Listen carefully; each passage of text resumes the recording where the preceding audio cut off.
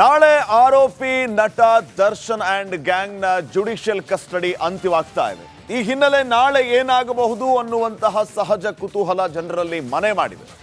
ಒಂದ್ ಕಡೆ ನ್ಯಾಯಾಂಗ ಬಂಧನ ಮುಗಿತಾ ಇರುವ ಹಿನ್ನೆಲೆ ಯಾವುದೇ ಕಾರಣಕ್ಕೂ ಇವರನ್ನ ಹಾಗೆ ಬಿಡಬಾರದು ಅಂತ ಖಾಕಿ ಪಡೆ ರಿಮ್ಯಾಂಡ್ ಅವಧಿ ವಿಸ್ತರಣೆಗೆ ಸಿದ್ಧತೆಯನ್ನ ಮಾಡಿಕೊಳ್ತಾ ಇದೆ. ಅಲ್ಲಿಗೆ ದರ್ಶನ್ ಅಂಡ್ ಗ್ಯಾಂಗ್ಗೆ ಮತ್ತೆ ಜೈಲೇ ಗತಿನ.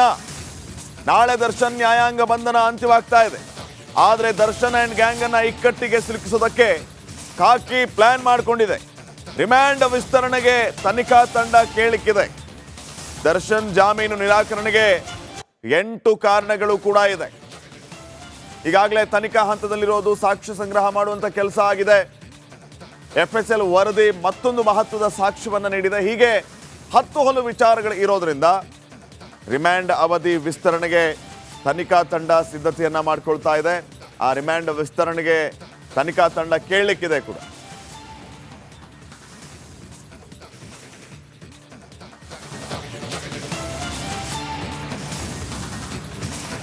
ದರ್ಶನ್ ಜಾಮೀನು ನಿರಾಕರಣೆಗೆ ಮುಖ್ಯವಾಗಿ 8 ಕಾರಣಗಳು ಇದೆ ಅನ್ನುವಂಥದ್ದು ಆ ರಿಮ್ಯಾಂಡ್ ವರದಿ ಏನೆಲ್ಲ ಹೇಳುತ್ತೆ, ಯಾವ ರೀತಿ ಪೊಲೀಸರು ಆ ರಿಮ್ಯಾಂಡ್ ಅವಧಿಯನ್ನು ವಿಸ್ತರಣೆ ಮಾಡೋದಕ್ಕೆ ಸಿದ್ಧತೆಯನ್ನು ಮಾಡಿಕೊಂಡಿದ್ದಾರೆ ಅನ್ನೋದನ್ನ ನಾವು ನೋಡ್ತಾ ಹೋಗೋಣ.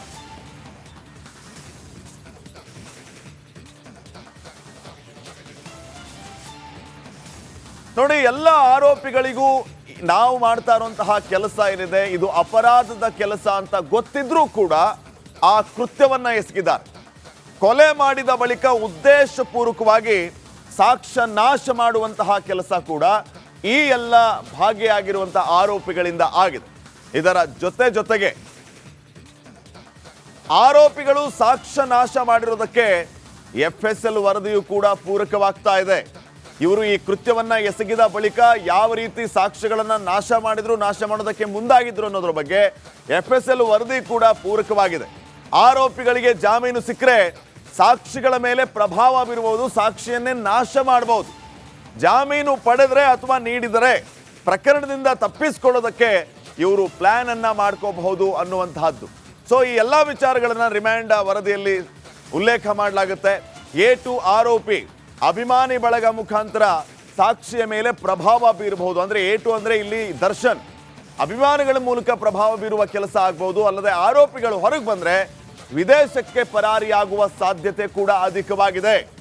ಹೀಗಾಗಿ ತನಿಖೆ ಇನ್ನೂ ಕೂಡ ಪ್ರಗತಿಯ ಹಂತದಲ್ಲಿ ಇರುವಾಗ ಇವರಿಗೆ ಯಾವುದೇ ಕಾರಣಕ್ಕೂ ಜಾಮೀನನ್ನ ನೀಡಬಾರದು.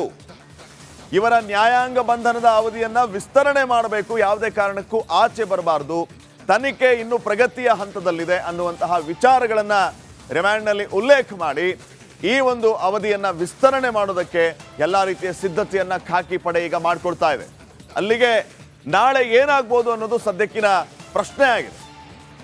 ಈ ಎಲ್ಲ ವಿಚಾರಗಳಿಗೆ ಸಂಬಂಧಪಟ್ಟಂತೆ ಇನ್ನಷ್ಟು ಅಪ್ಡೇಟ್ಸ್ ಕೊಡೋದಕ್ಕೆ ನನ್ನ ಪ್ರತಿನಿಧಿ ನಾಗರಾಜ್ ಈಗ ನೇರ ಸಂಪರ್ಕದಲ್ಲಿ ಜಾಯ್ನ್ ಆಗ್ತಾ ಇದ್ದಾರೆ. ನಾಗರಾಜ್, ಗಮನಿಸ್ತಾ ಇದ್ದೀವಿ ನಾಳೆಯ ರಿಮ್ಯಾಂಡ್ ಅರ್ಜಿಯಲ್ಲಿ ಈ ಎಲ್ಲ ವಿಚಾರಗಳನ್ನು ಉಲ್ಲೇಖ ಮಾಡಿ ಈ ಜುಡಿಷಿಯಲ್ ಕಸ್ಟಡಿಯ ಅವಧಿಯನ್ನ ಇನ್ನಷ್ಟು ವಿಸ್ತರಣೆ ಮಾಡಬೇಕು, ಯಾವ ಕಾರಣಕ್ಕೆ ಇವರಿಗೆ ಜಾಮೀನು ನೀಡಬಾರದು ಅನ್ನುವಂತಹ ಸಕಾರಣಗಳನ್ನು ಕೂಡ ಉಲ್ಲೇಖ ಮಾಡುವಂತ ಕೆಲಸ ಆಗ್ತಾ ಇದೆ. ಏನೆಲ್ಲ ಅಪ್ಡೇಟ್ಸ್ ಕೊಡ್ತೀರಿ ವಿಚಾರವಾಗಿ, ನಾಳೆ ಏನಾಗ್ಬೋದು?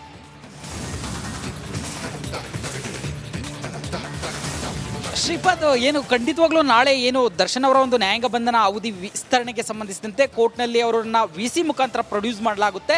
ಈ ವೇಳೆಯಲ್ಲಿ ಅವರ ನ್ಯಾಯಾಂಗ ಬಂಧನ ಅವಧಿ ಮತ್ತೆ ವಿಸ್ತರಣೆ ಆಗೋದ್ರಲ್ಲಿ ಯಾವುದೇ ಡೌಟ್ ಇಲ್ಲ. ಯಾಕಂತಂದ್ರೆ ಈ 17 ಆರೋಪಿಗಳು ಇದುವರೆಗೂ ಜಾಮೀನಿಗೆ ಅರ್ಜಿ ಸಲ್ಲಿಸಿಲ್ಲ. ಹೀಗಾಗಿ ಈ ಒಂದು ವೇಳೆಯಲ್ಲಿ ಒಂದು ರಿಮ್ಯಾಂಡ್ ಅರ್ಜಿಯನ್ನು ಸಲ್ಲಿಸಲಿಕ್ಕೆ ಪೊಲೀಸರು ಸಿದ್ಧತೆಯನ್ನು ಮಾಡ್ಕೊಂಡಿದ್ದಾರೆ.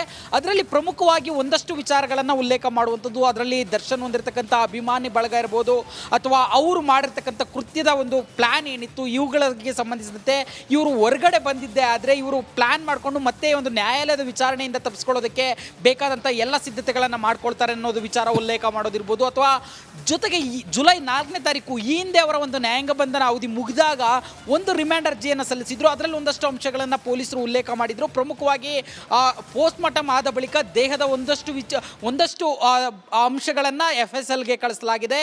ಜೊತೆಗೆ ಒಂದು ಏನು ಮೊಬೈಲ್ಗಳ ಇದು CCTVಗಳ ಗಳ DVRಗಳನ್ನು ಹೈದರಾಬಾದ್ FSLಗೆ ಕಳಿಸಲಾಗಿದೆ.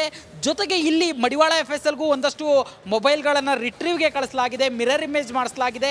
ಇವುಗಳ ವರದಿ ಬರಬೇಕು ಅಂತೇಳಿ ಉಲ್ಲೇಖ ಮಾಡಿದರು. ಈ ಒಂದು ಏನು ನಾಳೆ ಒಂದು ಅವರ ಜುಡಿಷಿಯಲ್ ಕಸ್ಟಡಿ ಅಂತ್ಯ ಆಗುತ್ತೆ, ಈ ವೇಳೆ ವಿಸ್ತರಣೆ ಕೋರುವಂಥ ಸಂದರ್ಭದಲ್ಲಿ ಈ ಬಂದಿರತಕ್ಕಂಥ FSL ವರದಿಗಳನ್ನೆಲ್ಲ ಮುಂದೆ ಇಟ್ಕೊಂಡು ಮತ್ತಷ್ಟು ವಿಚಾರಗಳನ್ನು ಮಂಡಿಸುವ ಸಾಧ್ಯತೆ ಇರತಕ್ಕಂಥದ್ದು. Shripad. Okay, thank you Nagaraj ಮಾಹಿತಿಗಾಗಿ. ನಾಳೆ ಆರೋಪಿ ನಟ ದರ್ಶನ್ ಅಂಡ್ ಗ್ಯಾಂಗ್ನ ಜುಡಿಷಿಯಲ್ ಕಸ್ಟಡಿ ಅಂತ್ಯವಾಗ್ತಾ ಇದೆ. ಈ ಹಿನ್ನೆಲೆ ನಾಳೆ ಏನಾಗಬಹುದು ಅನ್ನುವಂತಹ ಸಹಜ ಕುತೂಹಲ ಜನರಲ್ಲಿ ಮನೆ ಮಾಡಿದೆ. ಒಂದ್ ಕಡೆ ನ್ಯಾಯಾಂಗ ಬಂಧನ ಮುಗಿತಾ ಇರುವ ಹಿನ್ನೆಲೆ ಯಾವುದೇ ಕಾರಣಕ್ಕೂ ಇವರನ್ನ ಹಾಗೆ ಬಿಡಬಾರ್ದು ಅಂತ ಖಾಕಿ ಪಡೆ ರಿಮ್ಯಾಂಡ್ ಅವಧಿ ವಿಸ್ತರಣೆಗೆ ಸಿದ್ಧತೆಯನ್ನ ಮಾಡ್ಕೊಳ್ತಾ ಇದೆ. ಅಲ್ಲಿಗೆ ದರ್ಶನ್ ಅಂಡ್ ಗ್ಯಾಂಗ್ಗೆ ಮತ್ತೆ ಜೈಲೇ ಗತಿನ.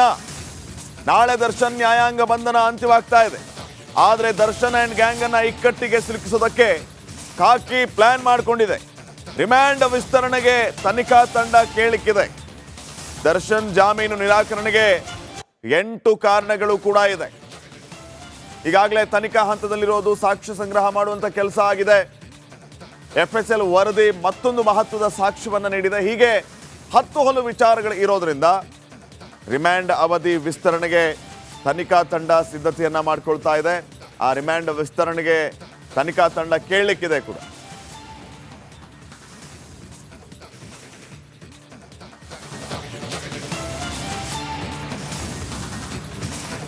ದರ್ಶನ್ ಜಾಮೀನು ನಿರಾಕರಣೆಗೆ ಮುಖ್ಯವಾಗಿ 8 ಕಾರಣಗಳು ಇದೆ ಅನ್ನುವಂಥದ್ದು ಆ ರಿಮ್ಯಾಂಡ್ ವರದಿ ಏನೆಲ್ಲ ಹೇಳುತ್ತೆ, ಯಾವ ರೀತಿ ಪೊಲೀಸರು ಆ ರಿಮ್ಯಾಂಡ್ ಅವಧಿಯನ್ನು ವಿಸ್ತರಣೆ ಮಾಡೋದಕ್ಕೆ ಸಿದ್ಧತೆಯನ್ನು ಮಾಡಿಕೊಂಡಿದ್ದಾರೆ ಅನ್ನೋದನ್ನ ನಾವು ನೋಡ್ತಾ ಹೋಗೋಣ.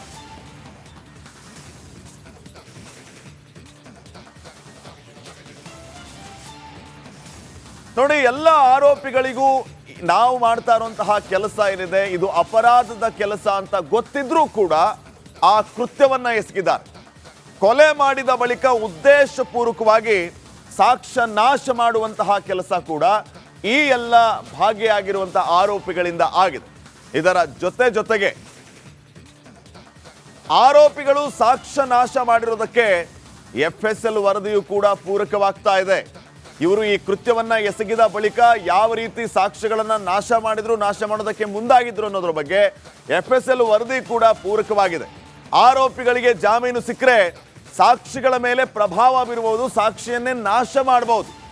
ಜಾಮೀನು ಪಡೆದ್ರೆ ಅಥವಾ ನೀಡಿದರೆ ಪ್ರಕರಣದಿಂದ ತಪ್ಪಿಸಿಕೊಳ್ಳೋದಕ್ಕೆ ಇವರು ಪ್ಲಾನ್ ಅನ್ನ ಮಾಡ್ಕೋಬಹುದು ಅನ್ನುವಂತಹದ್ದು. ಸೊ ಈ ಎಲ್ಲ ವಿಚಾರಗಳನ್ನ ರಿಮ್ಯಾಂಡ್ ವರದಿಯಲ್ಲಿ ಉಲ್ಲೇಖ ಮಾಡಲಾಗುತ್ತೆ. A2 ಆರೋಪಿ ಅಭಿಮಾನಿ ಬಳಗ ಮುಖಾಂತರ ಸಾಕ್ಷಿಯ ಮೇಲೆ ಪ್ರಭಾವ ಬೀರಬಹುದು. ಅಂದ್ರೆ A2 ಅಂದ್ರೆ ಇಲ್ಲಿ ದರ್ಶನ್ ಅಭಿಮಾನಿಗಳ ಮೂಲಕ ಪ್ರಭಾವ ಬೀರುವ ಕೆಲಸ ಆಗಬಹುದು. ಅಲ್ಲದೆ ಆರೋಪಿಗಳು ಹೊರಗೆ ಬಂದ್ರೆ ವಿದೇಶಕ್ಕೆ ಪರಾರಿಯಾಗುವ ಸಾಧ್ಯತೆ ಕೂಡ ಅಧಿಕವಾಗಿದೆ. ಹೀಗಾಗಿ ತನಿಖೆ ಇನ್ನೂ ಕೂಡ ಪ್ರಗತಿಯ ಹಂತದಲ್ಲಿ ಇರುವಾಗ ಇವರಿಗೆ ಯಾವುದೇ ಕಾರಣಕ್ಕೂ ಜಾಮೀನನ್ನ ನೀಡಬಾರದು. ಇವರ ನ್ಯಾಯಾಂಗ ಬಂಧನದ ಅವಧಿಯನ್ನ ವಿಸ್ತರಣೆ ಮಾಡಬೇಕು, ಯಾವುದೇ ಕಾರಣಕ್ಕೂ ಆಚೆ ಬರಬಾರದು. ತನಿಖೆ ಇನ್ನೂ ಪ್ರಗತಿಯ ಹಂತದಲ್ಲಿದೆ ಅನ್ನುವಂತಹ ವಿಚಾರಗಳನ್ನ ರಿಮ್ಯಾಂಡ್ನಲ್ಲಿ ಉಲ್ಲೇಖ ಮಾಡಿ ಈ ಒಂದು ಅವಧಿಯನ್ನ ವಿಸ್ತರಣೆ ಮಾಡೋದಕ್ಕೆ ಎಲ್ಲ ರೀತಿಯ ಸಿದ್ಧತೆಯನ್ನ ಖಾಕಿ ಪಡೆ ಈಗ ಮಾಡ್ಕೊಳ್ತಾ ಇದೆ. ಅಲ್ಲಿಗೆ ನಾಳೆ ಏನಾಗ್ಬೋದು ಅನ್ನೋದು ಸದ್ಯಕ್ಕಿನ ಪ್ರಶ್ನೆ ಆಗಿದೆ.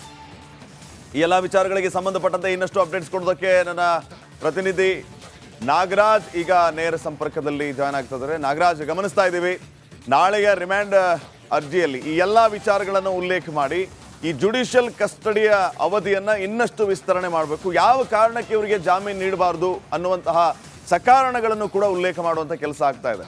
ಏನೆಲ್ಲ ಅಪ್ಡೇಟ್ಸ್ ಕೊಡ್ತೀರಿ ವಿಚಾರವಾಗಿ, ನಾಳೆ ಏನಾಗ್ಬೋದು?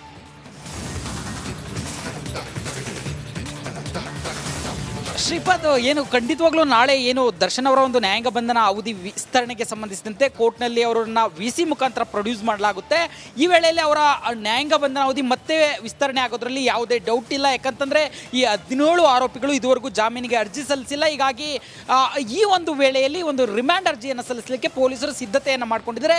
ಅದರಲ್ಲಿ ಪ್ರಮುಖವಾಗಿ ಒಂದಷ್ಟು ವಿಚಾರಗಳನ್ನು ಉಲ್ಲೇಖ ಮಾಡುವಂಥದ್ದು, ಅದರಲ್ಲಿ ದರ್ಶನ್ ಹೊಂದಿರತಕ್ಕಂಥ ಅಭಿಮಾನಿ ಬಳಗ ಇರ್ಬೋದು ಅಥವಾ ಅವರು ಮಾಡಿರ್ತಕ್ಕಂಥ ಕೃತ್ಯದ ಒಂದು ಪ್ಲಾನ್ ಏನಿತ್ತು ಮತ್ತು ಇವುಗಳಿಗೆ ಸಂಬಂಧಿಸಿದಂತೆ ಇವರು ಹೊರಗಡೆ ಬಂದಿದ್ದೆ ಆದರೆ ಇವರು ಪ್ಲಾನ್ ಮಾಡಿಕೊಂಡು ಮತ್ತೆ ಒಂದು ನ್ಯಾಯಾಲಯದ ವಿಚಾರಣೆಯಿಂದ ತಪ್ಪಿಸ್ಕೊಳ್ಳೋದಕ್ಕೆ ಬೇಕಾದಂಥ ಎಲ್ಲ ಸಿದ್ಧತೆಗಳನ್ನು ಮಾಡ್ಕೊಳ್ತಾರೆ ಅನ್ನೋದು ವಿಚಾರ ಉಲ್ಲೇಖ ಮಾಡೋದಿರ್ಬೋದು. ಅಥವಾ ಜೊತೆಗೆ ಈ ಜುಲೈ 4ನೇ ತಾರೀಕು ಈ ಹಿಂದೆ ಅವರ ಒಂದು ನ್ಯಾಯಾಂಗ ಬಂಧನ ಅವಧಿ ಮುಗಿದಾಗ ಒಂದು ರಿಮ್ಯಾಂಡ್ ಅರ್ಜಿಯನ್ನು ಸಲ್ಲಿಸಿದ್ರು. ಅದರಲ್ಲಿ ಒಂದಷ್ಟು ಅಂಶಗಳನ್ನು ಪೊಲೀಸರು ಉಲ್ಲೇಖ ಮಾಡಿದರು. ಪ್ರಮುಖವಾಗಿ ಪೋಸ್ಟ್ ಮಾರ್ಟಮ್ ಆದ ಬಳಿಕ ದೇಹದ ಒಂದಷ್ಟು ಅಂಶಗಳನ್ನು FSLಗೆ ಕಳಿಸಲಾಗಿದೆ. ಜೊತೆಗೆ ಒಂದು ಏನು ಮೊಬೈಲ್ಗಳ ಇದು CCTVಗಳ DVRಗಳನ್ನು ಹೈದರಾಬಾದ್ FSLಗೆ ಕಳಿಸಲಾಗಿದೆ. ಜೊತೆಗೆ ಇಲ್ಲಿ ಮಡಿವಾಳ FSLಗೂ ಒಂದಷ್ಟು ಮೊಬೈಲ್ಗಳನ್ನು ರಿಟ್ರೀವ್ಗೆ ಕಳಿಸಲಾಗಿದೆ, ಮಿರರ್ ಇಮೇಜ್ ಮಾಡಿಸಲಾಗಿದೆ. ಇವುಗಳ ವರದಿ ಬರಬೇಕು ಅಂತೇಳಿ ಉಲ್ಲೇಖ ಮಾಡಿದರು. ಈ ಒಂದು ಏನು ನಾಳೆ ಒಂದು ಅವರ ಜುಡಿಷಿಯಲ್ ಕಸ್ಟಡಿ ಅಂತ್ಯ ಆಗುತ್ತೆ. ಈ ವೇಳೆ ವಿಸ್ತರಣೆ ಕೋರುವಂಥ ಸಂದರ್ಭದಲ್ಲಿ ಈ ಬಂದಿರತಕ್ಕಂಥ FSL ವರದಿಗಳನ್ನೆಲ್ಲ ಮುಂದೆ ಇಟ್ಕೊಂಡು ಮತ್ತಷ್ಟು ವಿಚಾರಗಳನ್ನು ಮಂಡಿಸುವ ಸಾಧ್ಯತೆ ಇರತಕ್ಕಂಥದ್ದು. Shripad. Okay, thank you Nagaraj ಮಾಹಿತಿಗಾಗಿ.